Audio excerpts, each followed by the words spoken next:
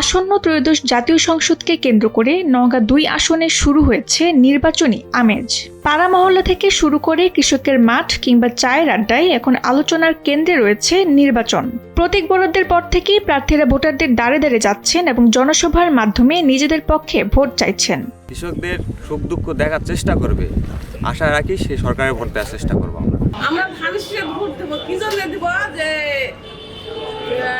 জিয়া সরকার দেশের উন্নতি করেছে, তাকে থাকতে দেয়নি।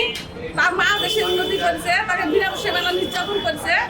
আমরা তার উপলক্ষে তার ছেলেকে ভোট দিয়ে দেশের প্রধানমন্ত্রী করতে চাই। নওগাঁ ২ আসনে নির্বাচনী তৎপরতা শুরু করেছে বিএনপি। তবে স্থানীয় ভোটার ও সাধারণ জনগণের মতে দলটির অভ্যন্তরীণ ৩ ধারার বিভক্তির কারণে মাঠ পর্যায়ে কিছুটা প্রতিকূলতার সৃষ্টি হতে পারে।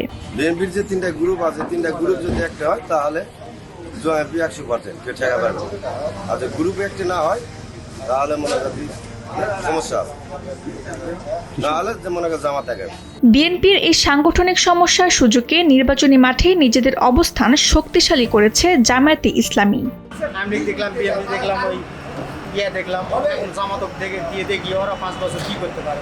আওয়ামী লীগে আসছে, বিএনপিও আসছে, জামাতে কখনো আমরা দেখিনি, এজন্য আমরা জামাতে চাচ্ছি। সাধারণ শ্রমজীবী মানুষ ও নারী ভোটারদের মধ্যে এখন প্রার্থীদের নিয়ে চলছে নানা বিশ্লেষণ। ভোটারদের একাংশের ধারণা, এবারে নির্বাচনে জামায়াত ও বিএনপির মধ্যেই মূল প্রতিদ্বন্দ্বিতা হওয়ার সম্ভাবনা রয়েছে।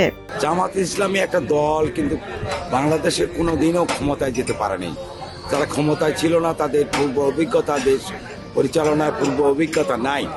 বিধায় আজকে জনগণ বুঝে যাচ্ছে যে জামাতকে ভোট দিয়ে দেশ পরিচালনা সঠিকভাবে সম্ভব নয়। বিএনপি ও জামাত প্রার্থীরা গ্রামেগঞ্জে ও পাড়া মহল্লায় ব্যাপক গণসংযোগ চালাচ্ছেন। তবে অন্যান্য দলের প্রার্থীদের ক্ষেত্রে ভোটারদের দ্বারে দ্বারে গিয়ে প্রচারণার এমন দৃশ্য তেমন লক্ষ্য করা যায়নি। নওগাঁ থেকে অরিন্দম মাহমুদের পাঠানো তথ্যচিত্রে ডেস্ক রিপোর্ট তাসনিম হোসেন লিয়া।